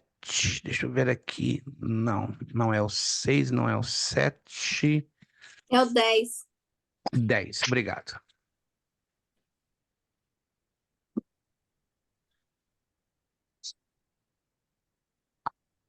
Josué capítulo 10, versículo 12. Vamos lá? Josué capítulo 10, versículo 12. Então Josué falou ao Senhor no dia em que o Senhor deu os amorreus na mão dos filhos de Israel e disse aos olhos dos israelitas: Sol, detente em Gibeão, e lua no vale de Aijalon. É o contrário. Então, o sol para em Gibeão ou Giboá e a lua no vale de Aijalon. E o sol se deteve e a lua parou, até que o povo se vingou de seus inimigos. Então, ou seja, Deus parou o tempo. Loucura, né? Literalmente parou o tempo humano. Isso não está escrito no livro do reto. O sol, pois, se deteve no meio do céu e não se apressou a pôr-se quase um dia inteiro. Se alguns de vocês forem para o bacharel em teologia, nós vamos ter uma matéria Introdução ao Hebraico Bíblico e Hebraico 1. Aí vocês vão descobrir uma coisa fantástica quando lerem esse texto no original em hebraico. Ferreira de Almeida colocou para facilitar. E o sol se deteve por quase um dia inteiro. Essa expressão, se quiser sublinhar aí em algum lugar na sua Bíblia ou na sua apostila, essa expressão quase um dia inteiro no hebraico, ao pé da letra, quando você lê, quer dizer 23 horas e 45 minutos. Não foi um dia cheio. Eu estou mencionando isso. No livro do profeta Isaías, nós lemos um episódio parecido, não igual. Deus usou Isaías para dar uma ordem ao rei Ezequias. Lembra-se do rei Ezequias? Ezequias, arruma a tua casa. Por quê? Porque tu vais morrer. Que mensagem pesada. Tu vais morrer. Começa a chorar Ezequias. Aí diz a escritura que ele coloca o rosto na quina de duas paredes do palácio. Chora igual a bezerro desmamado. Não dá muito tempo, Deus usa o mesmo profeta Isaías. Ele volta, vai lá e volta. E diz a Ezequias o rei: assim diz o Senhor, como tu te quebrantaste na minha presença, farei com que a sombra do relógio de Acás retroceda, dê uma volta para trás, de 10 graus.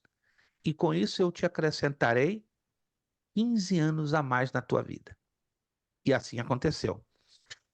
Quando você estuda e descobre pelas leis da física quanto tempo correspondia à volta ou retrocesso dos 10 graus do relógio de Acás, você fica assim, ó, boca aberta, 15 minutos.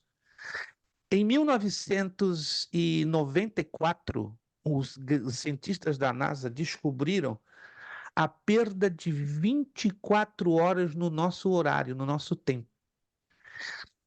Quebraram a cabeça, mas aonde esse tempo de 24 horas ficou perdido? Isso em 1994.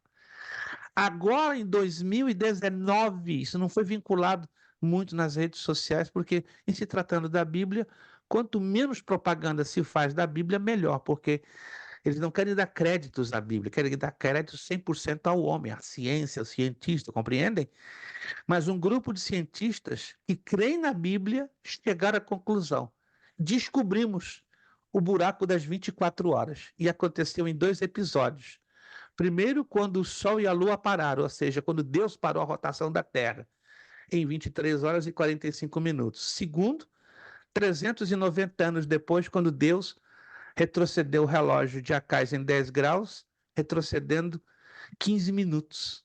Aí se descobriu 23 horas e 45 minutos, estão me acompanhando, mais 15 minutos, 24 horas. Aí os cientistas descobriram as 24 horas perdidas no tempo humano. A Bíblia não é tremenda, gente? A Bíblia não pretende ser um livro científico, mas os cientistas estão fazendo assim, ó, tirando o chapéu. Meu Deus, que loucura! Coisas que não tínhamos respostas, agora estamos descobrindo. Eu postei no grupo, já estamos a 5 minutos de terminar nossa aula, mas eu quero dar algumas orientações de grande importância. Isso aqui vai ajudar vocês, tá? De grande importância. Eu postei aqui no grupo, vamos lá, isso. Várias informações, dentre elas uma cópia da apostila em PDF, os slides que vamos começar a usar na próxima aula. Tem um livrinho aí em PDF. Não sei se você já ouviu falar desse livro, ele foi muito famoso nos anos 70 e 80 e não tem mais para vender no formato papel. Aí eu vou conseguir em PDF. E a Bíblia tinha razão. Alguém já ouviu falar desse livro? Foi o best-seller dos anos 70 e 80. Aqui prova em muitas provas, muitas provas científicas totalmente investigadas e testadas dentro da Bíblia Sagrada. Abra esse livrinho, tá? Está em PDF, eu creio que vocês têm facilidade de abrir o PDF. Ele é um pouquinho grande, tem 696 páginas. Você vai ficar de boca aberta de inúmeros fatos que a ciência não tinha respostas e veio ganhar resposta na própria Bíblia. Por exemplo, Vocês sabiam que a Bíblia indica exatamente a localização da Arca de Noé? Vocês sabiam disso? Nós vamos falar isso um pouco na aula que vem. Vocês sabiam que há 14 anos atrás a proa, só a proa, ou seja, a base, não é, da Arca de Noé foi encontrada? Alguém sabia disso? Não? Vou mostrar para vocês. Porque eles falam que E achou e acaba falando que achou é nada. acharam impressionante. Tanto que o governo turco não permitiu nenhum grupo de arqueólogos ou investigadores chegarem aonde está a arca, mas ela foi descoberta através de várias fotografias satelitais, tiradas pelos satélites ingleses, norte-americanos e russos, e comprovaram 100% se trata dos restos da Arca de Noé. Eu vou mostrar isso para vocês na próxima aula. Fantástico isso. Vocês vão ver também que eu postei um atlas. Você não é obrigado a comprá-lo. Ele é o melhor material que existe hoje em língua portuguesa. Você encontra ele no Amazon. Ele é carinho, mas é o tipo da coisa que você vai comprar uma vez para a vida inteira. É o Atlas Histórico e Geográfico da Bíblia, de Paul Lawrence. Está aqui, tá? Está lá postado no grupo. No Amazon você vai encontrá-lo. Ele é um pouquinho carinho, creio que está mais de $60. Em inglês, a versão em inglês está $17. Se você tem facilidade para ler inglês, então ele está $17. Excelente, excelente, excelente. Recomendo, já finalizando aqui a nossa aula, que você tenha, se ainda não tem, uma Bíblia. Geralmente essas Bíblias, na maioria, são de estudo, que tem no finalzinho algum tipo de mapa, grupo de mapas coloridos. Não sei se aqui agora o irmão Kleber teria essa Bíblia, ou a irmã Angélica, ou a irmã Isabel. Mas se vocês não têm uma Bíblia que lá no finalzinho tem um grupo de mapas coloridos, ou até mesmo em preto e branco, eu recomendo que vocês batalhem para ter. Isso vai ajudar demais a vocês, não apenas nesta matéria, mas Quer em ver, ó? Ela várias é outras. bem interessante pegar ela aqui, peraí. Isso. Se você então não tem, eu sugiro. Se você está perdido, eu posso te dar. Eu vou postar no grupo várias sugestões de preço acessível, que varia entre $20 a $40. Não, essa a irmã humilhou. A irmã me jogou na parede, me fez de lagartixa. Essa é uma das melhores Bíblias de estudo. Bíblia de estudo cronológico, aplicação pessoal. Eu tenho ela em inglês. Excelente. E ela é recheadinha de mapas. Então, a senhora tem mapa aí para brincar, para assoviar, para fazer dominó, sudoku, o que a senhora quiser, tá? O Kleber, não sei se tem alguma Bíblia com mapa. Tu tens, Kleber, uma Bíblia com mapa? Pelo menos uma. Irmã Isabel, tem alguma Bíblia aí consigo com mapa? Isso vai Tenho. ajudar muito. Dê uma olhadinha, então, depois, no finalzinho, que vai ajudar a senhora já ter um pouco da visualização, pelo menos preliminar, desses mapas. Última recomendação, que na verdade é o dever de casa. Vai comigo lá na página. É 20. Deixa eu ver se é 20. Página 29. Vai comigo lá na página 29. Você vai ver um questionário de 17 perguntas. Chegou lá comigo na página 29? Uhum. Isso. Tem um questionário de 17 perguntas. Como é que eu vou responder essas perguntas? Lendo partes da apostila que ainda não chegamos lá, que nós estamos trabalhando lentamente, ponto a ponto, trazendo só o que é mais importante. Você vai, na próxima aula, trazer, se possível, já as primeiras 9 perguntas respondidas. As respostas estão em toda a apostila. A apostila, vocês estão vendo, ela não é muito extensa, não é muito grande. Dá para se ler tranquilamente, sem muito desgaste. Aí você vai responder as 9 primeiras perguntas, da 1 a 9. Porque a nossa provinha vai ser baseada em 7 perguntas e um mapinha. De todos os mapas que já estamos começando a ver, estudar, visualizar, eu vou separar um. Somente um. E esse mapa vai estar parcialmente preenchido, ou seja, vai estar 50% preenchido, e 50% não está preenchido, que você vai ter que colocar ou o nome de uma cidade, ou o nome do rio, ou o nome de um monte, ou o nome de uma depressão, enfim. Eu vou escolher de todos os mapinhas, que são em torno de quase 15 mapas, um só. Mas aí você vai ter aquele detalhe: visualização, visualização, visualização, visualizar e, na medida do possível, memorizar, tá bom? Então, da pergunta 1 a 9, eu agradeceria que vocês já pudessem fazer esse questionáriozinho, e aí nós vamos corrigir na próxima aula. O que vocês acharam desta matéria? Ela é bem difícil. Aliás, ela é bem interessante, na verdade. Ela abre um horizonte não muito conhecido. Ou seja, mais de 90% de nós cristãos, ou dos cristãos, não tem nenhuma noção de geografia bíblica. É a razão que, quando pegam textos que estão aqui e estão lendo, não entendem absolutamente nada do que está se falando ou se referindo. Está se falando de quê? Está se referindo a quê? Ao passo que, quando você começa aos pouquinhos ter a visão e a identificação do que a Bíblia fala sobre montes, rios, planícies, vales, aí você já vai começar a ligar uma coisa com a outra. Amém, irmãos? Vamos então concluir a nossa aula, né? Nosso grupo está pequeno hoje, mas vamos orar para que o Senhor incomode alunos e traga alunos para estar estudando Alunos perseverantes. O grupo da terça-feira, irmãos, já estamos quase beirando a 20 alunos, está crescendo rápido. É a turma que está crescendo em alta velocidade, muito rápido, né? Temos 5 alunos só de uma igreja de Newark, New Jersey, que vamos estar esse fim de semana ministrando, né, no aniversário do pastor Júlio Evangelista, Igreja Nova Aliança. Eu estou bem impressionado. Nunca tivemos uma igreja com tanta gente, de uma só igreja, estudando, e ele já falou: pastor, pelo menos eu quero de 20 a 30 alunos da minha igreja. Ele tem 2 congregações em Newark e Filadélfia, estudando aí com vocês na terça. Falei: pastor, joga para quarta. Numa quarta nós temos culto.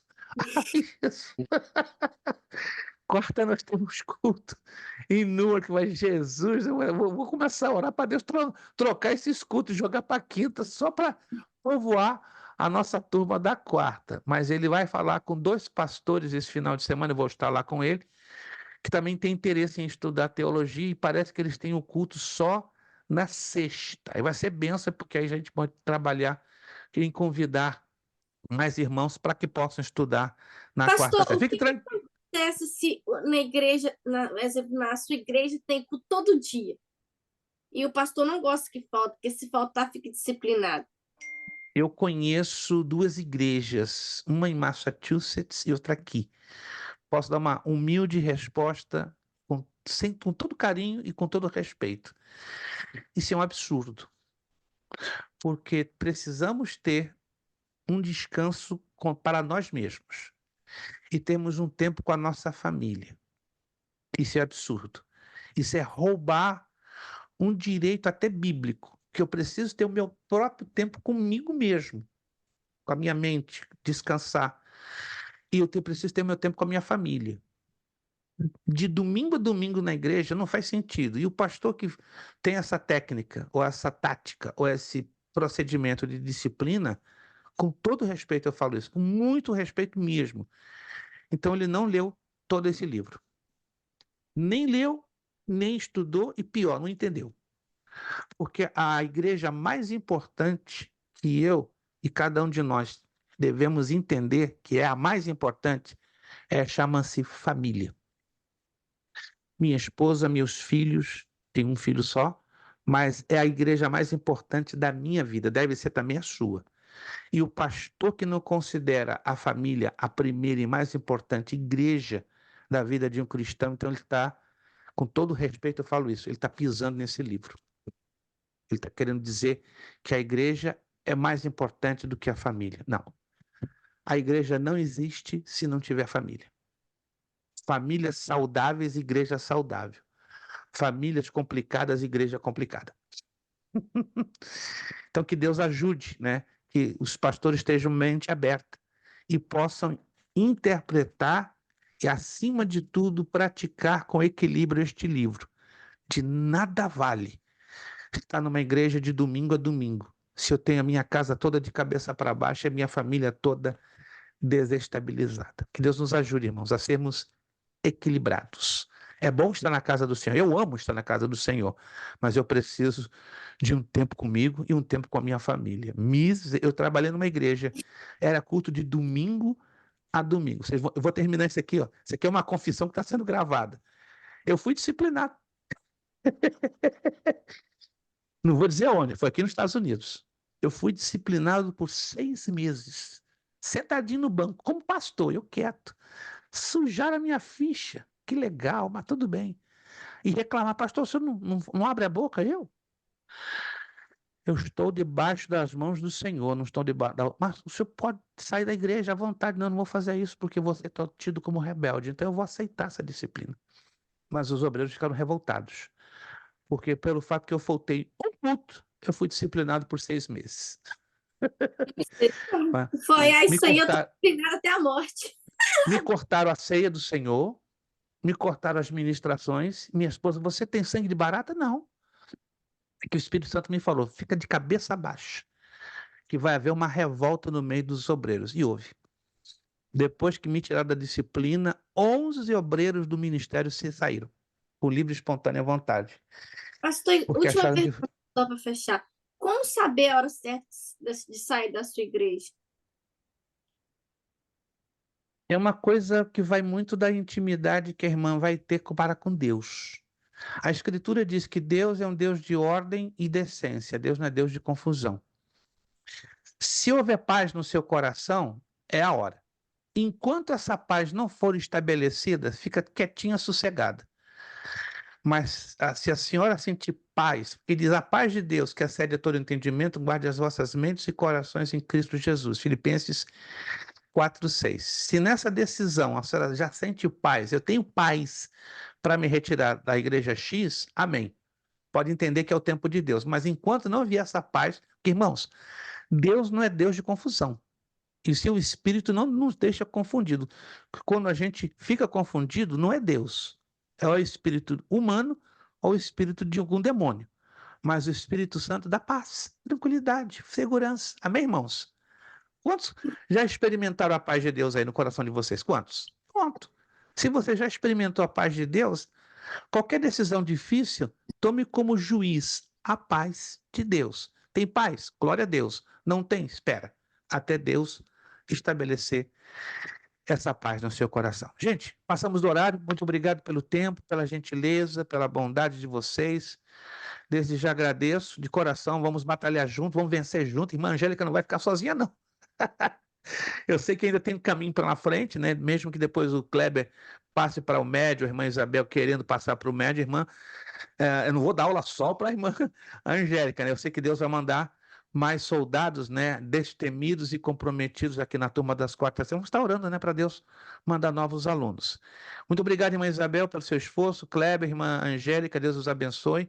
Continuemos orando uns pelos outros. Orem por mim, vou estar nesse fim de semana ministrando nessa igreja em New Jersey. Que a boa mão de Deus seja com as nossas vidas, né? Vão ser 5 ministrações entre sexta e domingo. Vai ser um pouquinho cansativo, mas estamos aqui com o coração bem alegre, né? E tentando aguentar o frio que vai estar lá, né? Vai estar nevando na sexta-feira, vai estar gelado, mas Deus vai me dar graça e eu vou sobreviver com a graça do nosso Deus. Vamos orar então ao Senhor nosso Deus, agradecido. Quero agradecer a você que já fez o pagamento da sua mensalidade desse mês de janeiro. Se não fez, está em tempo ainda até o dia 31, tranquilo. Que Deus possa continuar abençoando e prosperando a cada um de vocês. Vamos agradecer ao Senhor. Voltaremos então na próxima semana, dia 24, com a bênção do Senhor nosso Deus. Pai, obrigado. Estamos com uma classe, pelo menos por enquanto, eu digo que é por enquanto, porque eu sei que o Senhor tem propósitos, né? Bastante reduzida, mas estamos aqui com alegria, com felicidade no coração, porque estamos lutando pela mesma causa, que é ver o teu nome sendo glorificado, a tua obra crescendo em cada um de nós e a tua palavra ganhando guarida nos nossos corações. Sei com a irmã Isabel, Kleber, Angélica, Deus abençoa esses 3 fortes, destemidos, determinados, corajosos, comprometidos contigo e com teu reino. Despede-nos na tua paz, na tua segurança, abençoando também as nossas famílias, nossos esposos, esposas, filhos, abençoando também o trabalho das nossas mãos e abençoando também o trabalho das nossas igrejas e congregações, nos dando vitória sobre todos os desafios, dificuldades e tribulações. Nos dá uma noite de paz, uma semana de vitórias e bênçãos, permitindo que voltemos na próxima semana, quarta-feira, dia 24. E ser comigo neste compromisso ali em Newark, New Jersey, Filadélfia, na sexta, sábado e domingo. Me dá graça para ministrar com poder e autoridade a tua palavra e guarda-me deste frio para que o meu corpo não seja prejudicado. Muito obrigado, oramos agradecidos no maravilhoso e poderoso nome de Jesus Cristo. Amém e amém. Nosso lema: seriedade, Seriedade, compromisso, compromisso, disciplina. Disciplina. Seriedade, seriedade, compromisso e compromisso, disciplina. Seriedade, seriedade, compromisso, disciplina. É necessário que ele cresça e que eu diminua. É necessário que ele cresça e que eu diminua. É necessário que ele cresça e que eu diminua. E a Deus damos o quê? A honra, a glória e o poder. Muito obrigado. Deus abençoe, orando para a sua apostila chegar para a senhora essa semana, se Deus quiser, senão você fica colada aí com o seu esposo. Gente, muito obrigado, Deus abençoe, ótimo final de semana, ótimo restante de semana, nos voltaremos a ver. Vamos fazer um esforço para chegarmos juntos, no máximo 8h20, 8h20, eu sei que é difícil para alguns de vocês, mas vamos trabalhar para chegarmos juntinhos, para começarmos 8h20 na próxima quarta-feira, tá bom? Muito obrigado, a paz do Senhor, bom descanso a vocês. Muito Amém. obrigado.